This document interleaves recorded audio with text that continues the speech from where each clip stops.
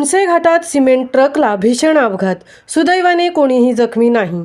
अपघातग्रस्त घोणसे घाटातून सिमेंट घेऊन पनवेलकडून येणाऱ्या ट्रकला भीषण अपघात झाला। अपघातात ट्रक भरधाव असल्याने रस्त्यालगतच्या एका मोरीवरून चढून डोंगरावर आदळल्याने ट्रकचे भयंकर नुकसान झाले।